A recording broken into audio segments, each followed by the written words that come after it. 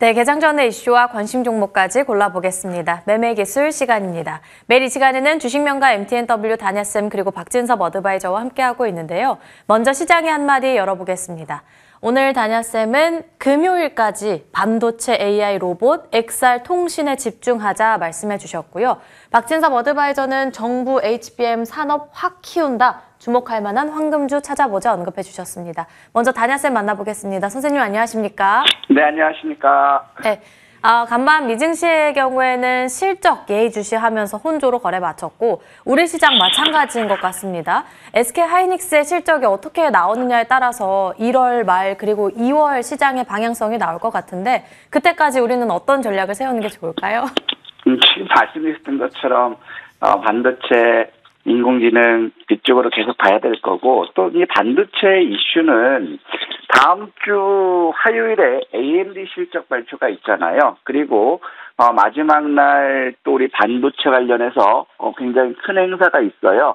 어떤 게 있냐면 세미콘 코리아가 30일에 있거든요. 그렇다면 반도체 관련 이슈들은 이때까지 지속되는 그런 부분이기 때문에 1월 말까지 지속적으로 한번 관심 있게 보고 또 월요일에 말씀드렸던 것처럼 자 우리는 이번 주말까지는 반도체, 인공지능, 로봇, XR, 통신 이런 쪽으로 집중해야 될 것 같아요.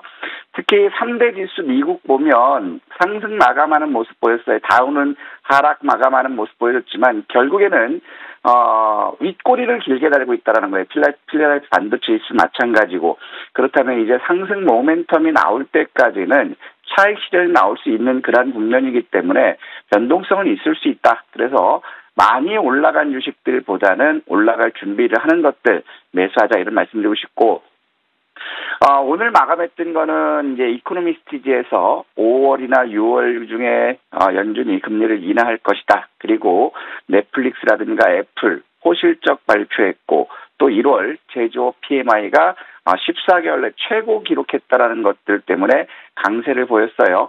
하지만 오늘 차익 매물이 나온 이유를 보면 텍사스 인스트루먼트라든가 테슬라 실적 부진에 대한 우려들이 더 높아지고 있는 그런 상황이고 또 2차에서도 트럼프가 압승을 하는 그런 모습을 보여줬어요. 일단 정치적인 불확실성에 대해서 관망하는 모습 보여주고 있고 또 26일 PC 발표가 있기 때문에 일단 매도하는 모습 보여줬거든요.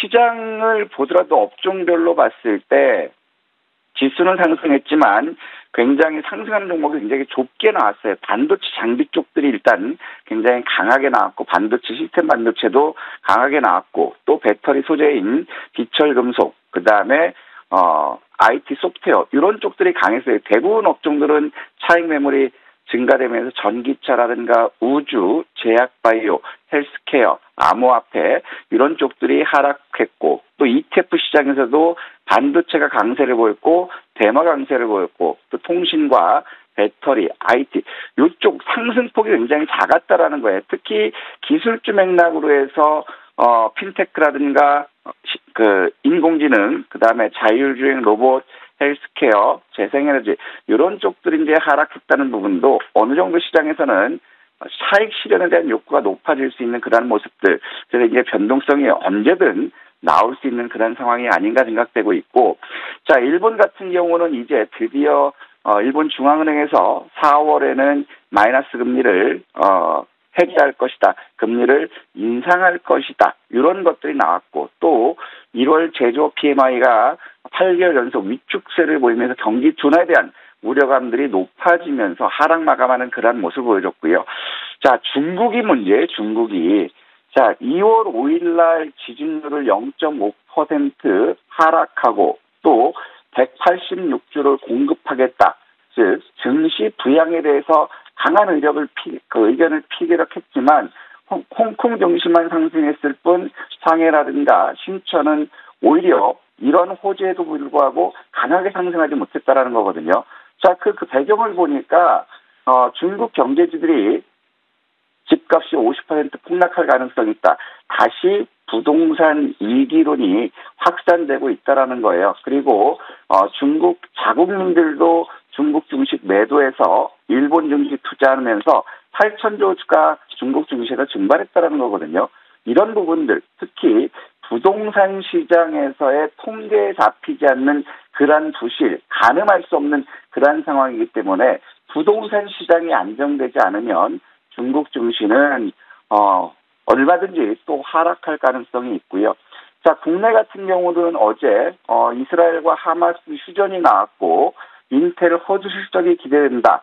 그러면서 반도체 장비들은 반도체 섹터들이 강세를 보였음에도 불구하고 하락 마감했어요. 그 근거를 보면은 결국 이제 트럼프가 압승하면서 국내 반도체 배터리 쪽, 자, 이런 쪽들에 대한 우려감, 전기차에 대한 우려감들까지 높아지는 그러한 상황. 그래서 지금 국내 시장 역시도 외국인들의 선물에 따라서 시장이 좌지우지하고 있는 그러한 상황이 아닌가 이렇게 생각되고 있고요. 자, 그러면서 어제 환율 부분은 워낙 강세 기조를 유지했습니다. 1333원 40전으로 마감했지만 아직까지도 불안한 모습이고 또 역외 시장에서도 1338원 68전까지 워낙 강세를 긁었음에도 불구하고 워낙 강세가 크게 나오지 않았다라는 거예요. 그거는 지금까지 노출됐던 악재 요인들이 완전히 해소되지 않았다라는 걸 반증하는 거고, 자, 어제 코스피에서는 외국인들 700억 순매수했어요. 자, 요 순매수 전환한 거를 보면 결국에 2시 35분에 885억 순매도였다가 6시 땡 하면서 시간에 대량 매매 통해서 726억 순매수 전환한 걸로 보여지고 있고, 코스닥에서는 1422억 매도하면서 지금 3760억까지 매도금을 늘려놓고 있어요. 그리고 선물 역시도 75억 매도를 크게 줄여놨다라는 거거든요.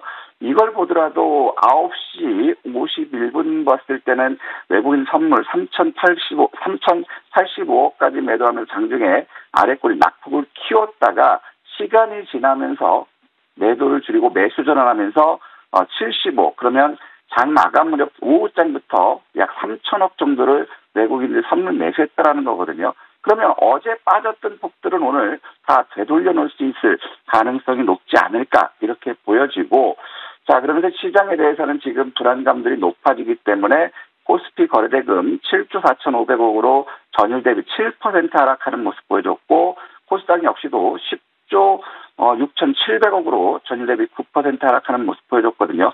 자, 그러면 이제 코스피 같은 경우도 어느 정도는 거래대금이 바닥권에 나온 그런 국면이기 때문에 한번 바닥 탐색 과정, 반등을 기대할 수 있는 그러한 자리가 되지 않을까 싶어요.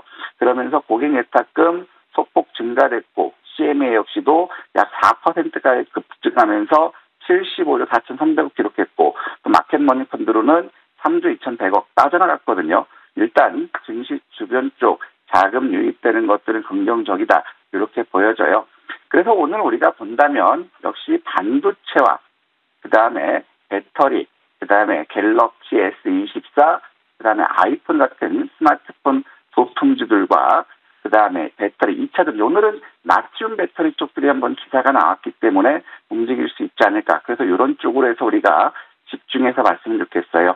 지금은 우리가 봐야 될 부분들은 이제 중국의 불안이 국내 시장으로도 전이될 가능성이 굉장히 높다라는 거죠. 그래서 중국 증시가 추세 전환을 시키는 그런 강한 반등이 나올 때까지는 우리 시장도 역시 제한적인 박스권을 보이면서 지속적인 상승과 하락 이런 것들을 보여줄 수 있어요. 그리고 원화가 약세를 보여주고 있는 부분이기 때문에 이제 원화가 1,300원 밑으로 1,280원대까지 올 때까지는 시장의 변동성이 여전히 유효하다라는 것이고, 특히 지금 외국인들이 선물 비중이 71.3%까지 높아졌거든요. 그래서 시장은 외국인들 선물에 따라서 휘둘릴 수 있기 때문에 외국인들 선물 매매 동향을 잘 확인했으면 좋겠다, 이런 말씀드리고 싶어요. 그래서 지금 당분간은 한반도에 대한 어떤 지정학적인 리스크가 높아진 부분들, 그다음에 PF 부실에 대한 것들, 이런 것들이 해소될 때까지는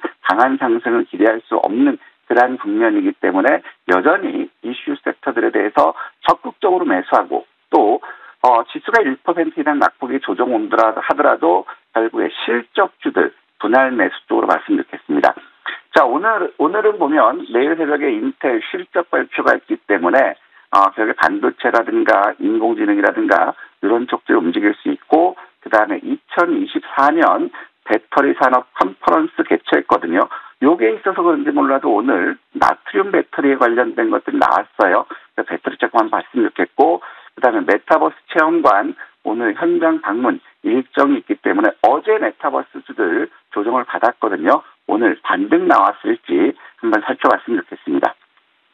네, 그리고 KINX의 경우에는 알려주신 뒤로 최고가 경신이 나왔고요. HBM 관련한 테크윙은 어제 52주 신고가 경신 나왔거든요. 두 종목 어떻게 볼까요? KIX 같은 경우는 우리가 이제 13만 원 목표가를 가자라고 말씀드렸는데, 정확히 13만 500원 갔다 왔거든요. 아직까지 클라우드에 대해서는 시장이 지금 확대, 900조까지 확대되는 거기 때문에 업황 호전이 기대되죠. 그래서 2024년 매출액은 전년 대비 38% 증가하고 영업이익 역시도 29% 증가하는 실적 호전을 보여주고 있기 때문에 자, 이제 11만 3천 원을 도전하면 지금 대략적으로 한 시총 6천억이거든요. 7천억까지 한번 도전해 봤으면 좋겠고요. 그다음에 테크인도 마찬가지죠. 우리가 여러 가지 좋은 것들, 앞으로 실적 개선에 대한 기대감들, 이런 것들 때문에 우리가 6천억 도전해 보자고 했는데 테크인 역시도 마찬가지예요. 14,700원 지지하면 우리 이제는 시가총액 7천억 도전해 보자, 이런 말씀드리고 싶습니다. 네, 그렇다면 오늘 어떤 쪽 볼까요? 오늘은 내일 모레 있을 무료 강연에 오시면 여러분들의 인생을 바꿔줄 투자 전략이라든가 투자 분석 방법, 그리고 정말 올해를 빛내줄 주도주에 대해서 그런 부분들을 가지고 강연을 하거든요. 오후 1시부터 오후 5시까지 여의도 하나금융 본점 3층 강의실에서 하니까요. 주차는 불가합니다. 대중교통 이용해서 오신다면 여러분들의 인생을 바꿔줄 투자 기회를 포착할 수 있으니까 꼭 많은 분들 와주시길 당부드리면서, 자, 오늘은 스마트폰 관련 기사들이 많이 나왔어요. 갤럭시 S24가 예판에서 120만 대를 달성했다. 그리고 올해 3,600만 대가 기대된다. 또 갤럭시가 흥행하니까 또 아이폰에서도 여기에다가 생성형 AI 집어넣겠다. 그렇다면 스마트폰 관련해서 인공지능이라든가 이런 부품주들이 움직일 것 같아요. 그래서 갤럭시 S24 관련해서 세경 하이테크라든가 에이톤이라든가 테크닉스, 그런 것들이 지금 시장에서 부각받고 있거든요. 자, 그렇다면 무상증자까지 나왔던 세경 하이테크 직전 고점 돌파한 그러한 모습이기 때문에 7,100원, 분봉상으로 보면 7,100원 부분이 지지 가격이에요. 그래서 시초가 가격 오늘 시간에서 7,230원 끝났으니까 그거 감안하셔서 7,100원부터 시초가까지 매수하시고, 손절은 좀 짧게 가겠습니다. 6,600원은 이탈한 시점 손절 가격 가겠고, 목표 가격은 직전 고점입니다. 9,500원 목표가 도전해보자라고 말씀드리고 싶습니다. 이상입니다. 네, 오늘 종목으로는 세경 하이테크 기억해 보겠습니다. 단야쌤과 함께 했고요.